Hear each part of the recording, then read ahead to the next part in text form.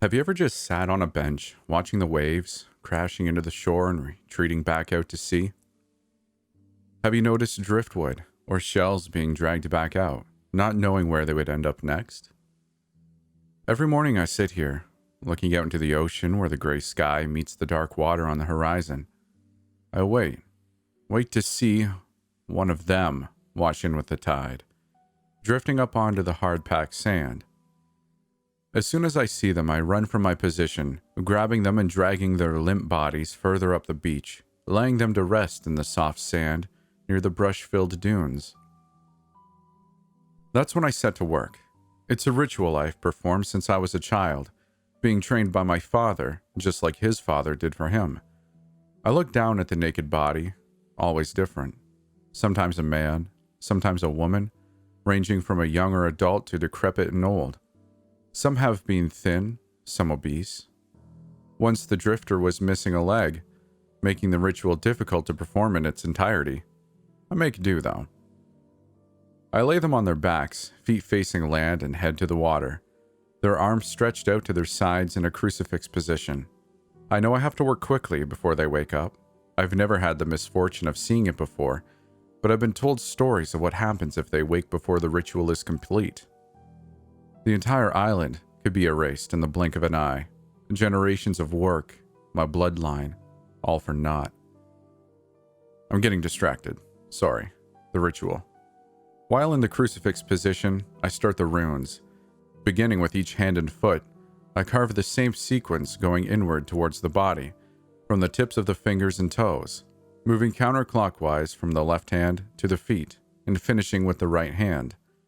The work is methodical. My knife moves with a determined precision, honed with 20 years of practice. Their blood flows blue, staining the sands with an almost neon hue. A scent of ammonia lingers with it. When every limb is being carved, I start at the top of the head, moving from the small bump in the middle of their forehead down toward the chest. They bleed much more when I get to the neck, as one of the runes must cut right across the jugular. Their blood sprays, leaving a shower on the surrounding sand. Some days it mixes with the drizzle of rain, creating a bluish mist that floats across the beach. Finally, the runes are finished. The ritual is almost complete. I lay my knife down and wipe my hand across the drifter's throat, making sure I have enough blood to finish. I swipe their blood across my own forehead, leaving a horizontal line above my eyes, then drawing a vertical line under each of my eyes. This is my war paint.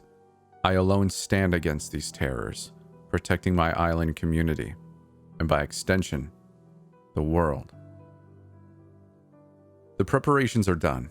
I pick up the knife once more and walk to meet the crashing waves. The final step. My hand dips under the salt water, opening with my palm up.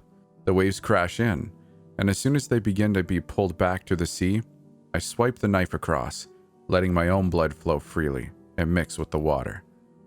This is the final offering, the plea to whatever gods rule over the sea, to end this monstrosity and keep us safe.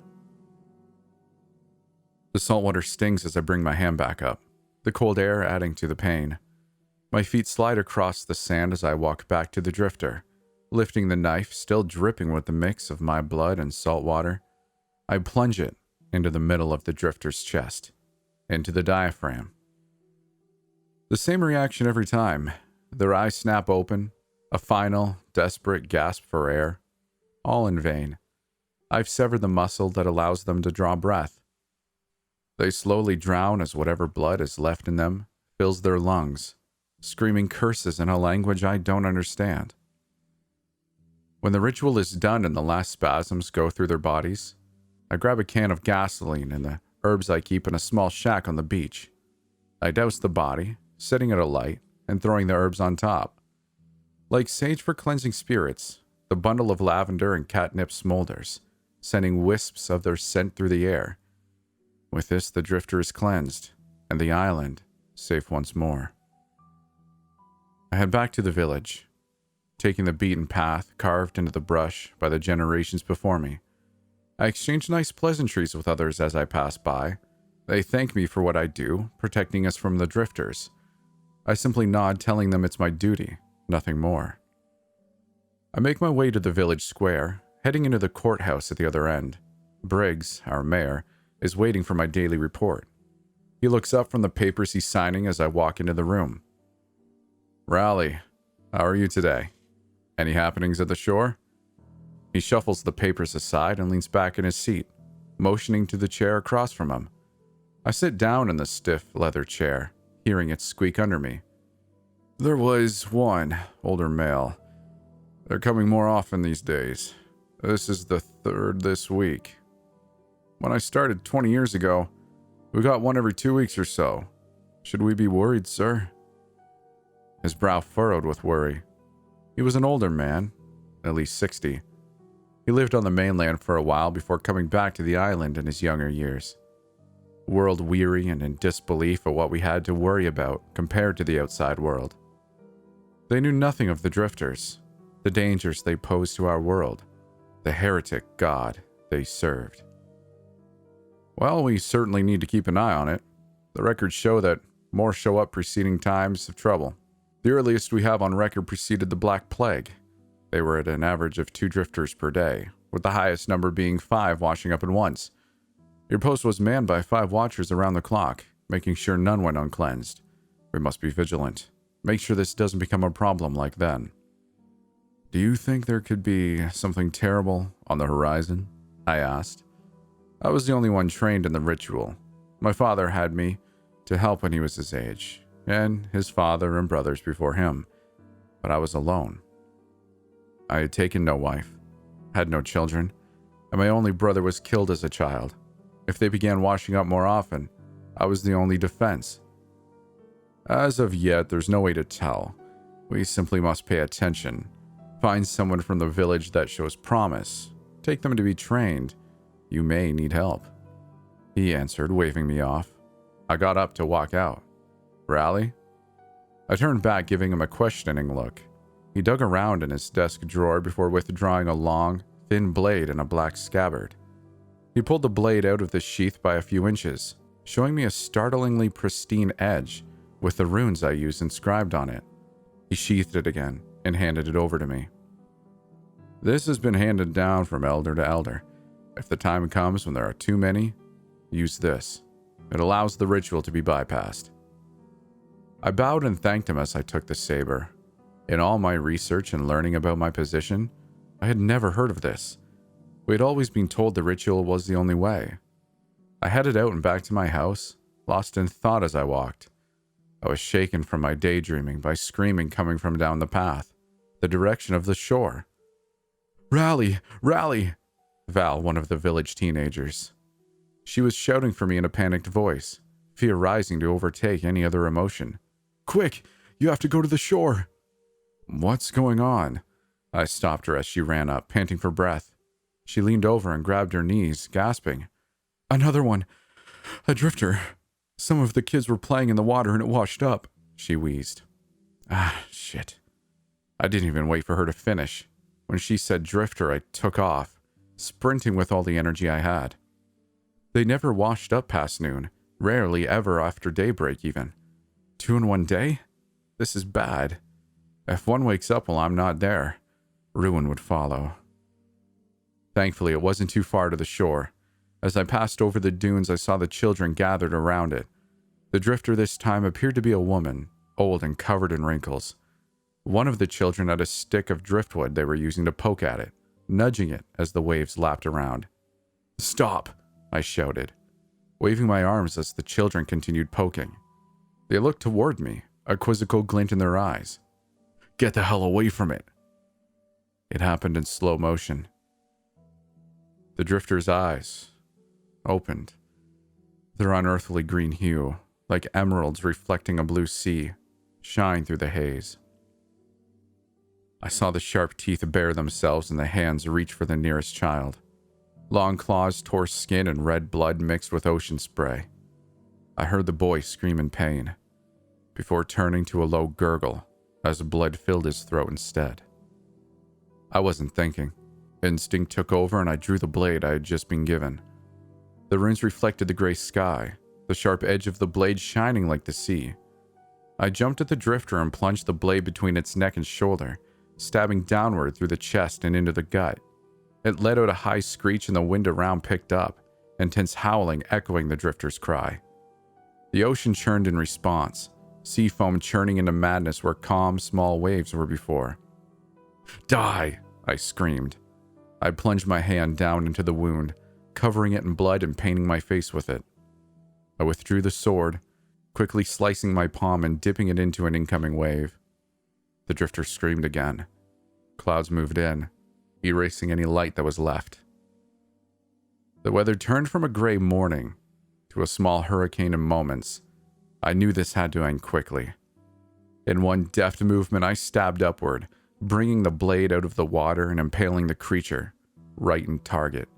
The screams died out along with the wind. Peace had returned to the shoreline. I sat there for a moment collecting myself before turning to look at the gore mixed with ocean. The poor boy, his throat torn out, had passed. I took him in my arms and carried him up to dry sand before going back and gathering the drifter's body. I covered the boy with my coat and the creature with gasoline. I wanted it to feel the flames of hell. I sat and watched it burn for a while, long after the local doctor had come and taken the boy, his mother screaming in grief as she watched. I couldn't come up with words to say I was sorry. I was supposed to protect these people. I was the one that should be dead. When the last ashes had fizzled out, I still remained, thinking to myself what could be done to prevent this from happening again. I didn't know that it would only get worse from there.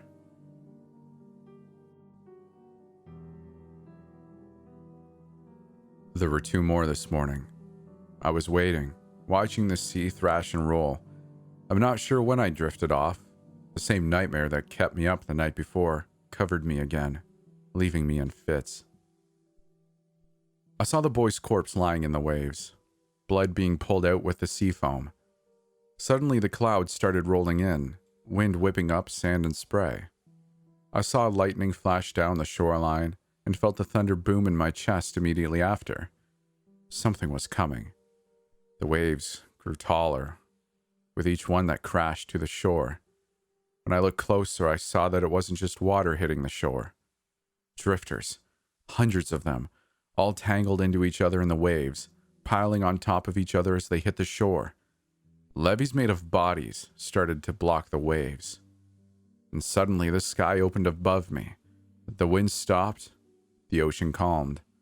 The drifters lay in their piles, sleeping like the dead. The eye of the storm. Just as soon as it started, it was over. A million eyes snapped at me at once.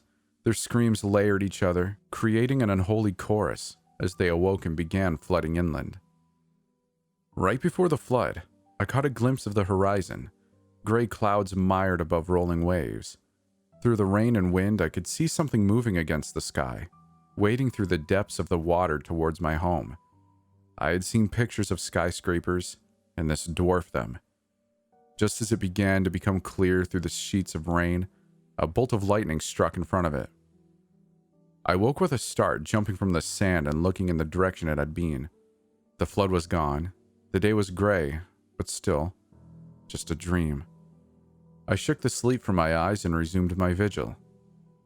I spotted one washing in with the waves, male, middle-aged. Other than the bump in the middle of their forehead and the long claw-like nails, he could have passed for a normal islander. I set to work and was almost done with the carving when I heard a voice from behind me. "There's another one." I looked up, startled. Nobody else came out here this early. After what happened, I didn't think anyone would ever come here again. I was surprised even more to see that it was Vale, now nodding towards the shore a ways to my left. I followed her gaze and saw another motionless form crumpled there, seafoam washing over. "Damn it all," I muttered. Time to kill 2 birds with 1 stone. I left the one I was working on and walked over to the new arrival. Before grabbing this one, I dunked my hand into the water and sliced my palm, completing this part of the ritual ahead of time. As I began to drag the body back towards the first drifter, Vale ran up and grabbed the other arm, helping me along. "It wasn't your fault, you know," she said, grunting with exertion. "I was nearby when they found it.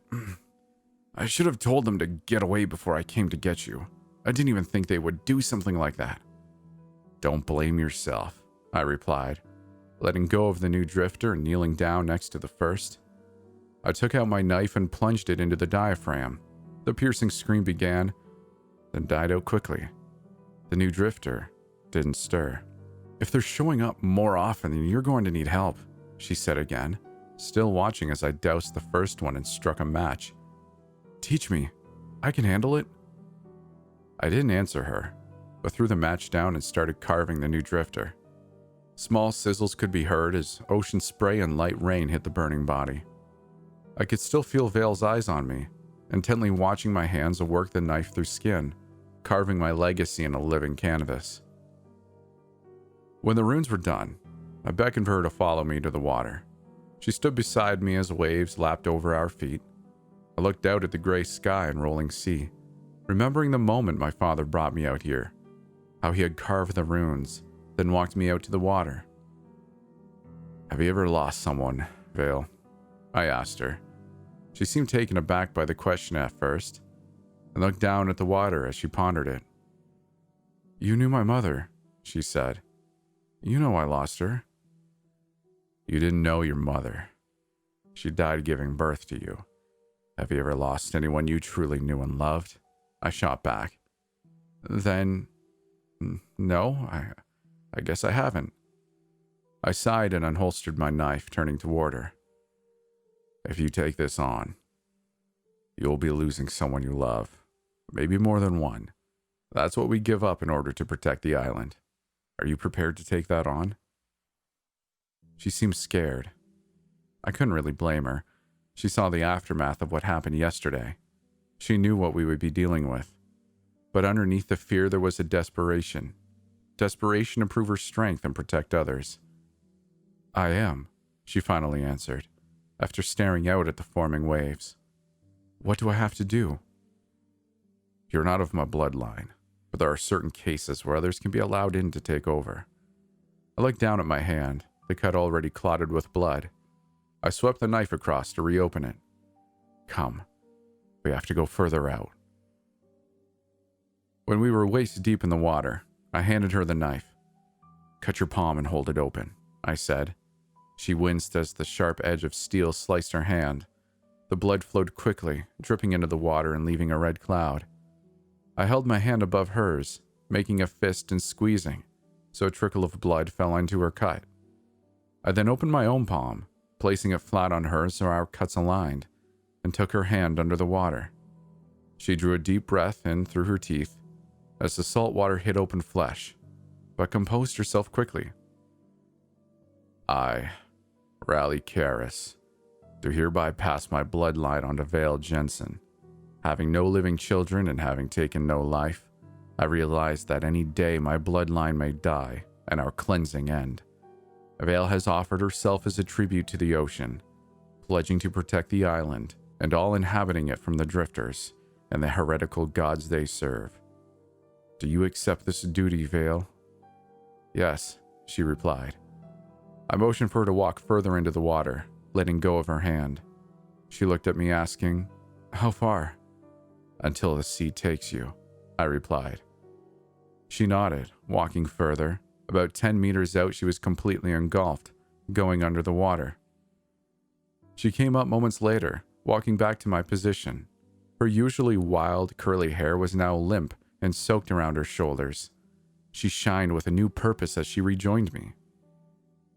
You are aware that with this acceptance, you may never leave the island? Being the first and last defense against the unknown, you know that the ocean requires a heavy toll for your service and the power bestowed upon you. Do you still accept? I hoped she would say no, but knew in my heart she couldn't. It was the same feeling I had, thinking back to when I took the oath. My father standing in my place. Once you had the notion to take on this duty, it never left you. Yes, she said again.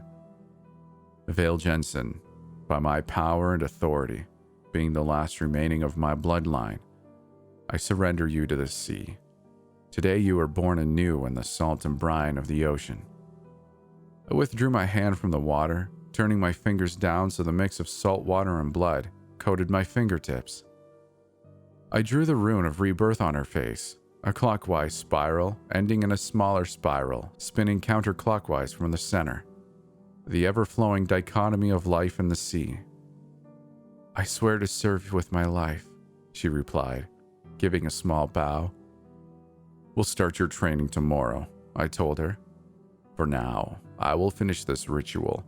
You will walk back to the village and stand in the square until I return. Tell anyone that asks you, you are now my apprentice."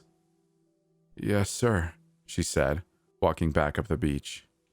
I sighed as she left, taking myself back up to where the newest drifter lay on the sand. I kneeled next to it, hefting my knife once more. I placed it above the diaphragm, one hand holding it steady, while the other was poised above it, ready to thrust downward. I bowed my head, closing my eyes, and whispering a prayer. "Protect her. Let me be the father to her I could never be to my own daughter," I muttered. My hand raised up, tensing at the expectation of pain when I hit the knife handle. I was more surprised to feel the hand on my wrist as it moved downward. My eyes snapped open to see the drifter grabbing on, holding my hand back. "Our numbers are infinite," it said. "We serve, and we will be rewarded. We will devour you, drown you in the blood of your loved ones. We are vast as the ocean and relentless as the waves. We will break you." The pure hatred in its eyes terrified me. I had never seen anything like it. The pure, dripping spite. It bore through my skin and into my soul. It despised me, and that cold, unfeeling stare almost seemed to freeze the entire world. I forced myself to move as it opened its mouth wide to scream, making the wind pick up and clouds go dim. My other hand plunged the knife in. Its screams turned to wet gurgles as it drowned, choking on blood. I fell back in the sand, shaking. After what seemed like eternity, I pulled the knife from its chest and got the gas can and herbs, beginning the final step of cleansing. I didn't stay to make sure the fire was put out, but instead rushed back up the path to the village, stopping at the first person I saw. "Hello, Raleigh. Anything I can do for you?" he said. I didn't remember his name, but recognized him from the butcher shop in town. "I need you to go to the shore and keep watch. If any wash up, come get me. I'll be speaking to Briggs in his office." He looked at me quizzically, not quite understanding why I would want an untrained person watching the shore. I ended up losing my temper. "Just go." He tore off up the path, leaving a dust cloud behind him. I rushed into the square, grabbing Vale, who was standing in the middle, chatting with some of the village women who were congratulating her. We barged into the office to Briggs's surprise. "Raleigh, you didn't tell me you had chosen an apprentice already. I should have had final I cut him off before he finished. "What the hell is happening, Briggs?" I shouted, causing both him and Vale to wince in return. "One of those damn things grabbed me and freaking spoke. They've never spoken before." His eyes grew wide. I could see Vale bring a hand to her mouth next to me. Briggs sat back in his chair, reaching into a drawer and pulling out a tall bottle filled with dark amber. He produced 3 glasses from the same drawer and started pouring. "I'm sorry for overstepping your authority," he said, raising the glass to his lips and sloshing half of it down his shirt from shaking hands. "I had hoped this wouldn't have happened while I was in charge. Guess I hoped for too much."